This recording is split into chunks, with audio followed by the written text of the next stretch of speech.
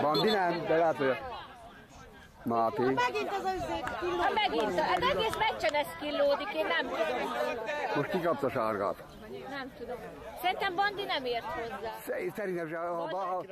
Bandi kapott sárgát. Nem volt semmi! De most Főnök! erre még az is kár, a föld is.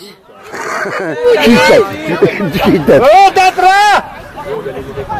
El kell ásni! Dani! Ki mondta, hogy földet rá? Ki mondta? Meggyógyulta?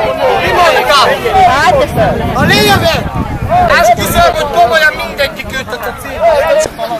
Még egy ilyen beszólás, és lementünk a pályára.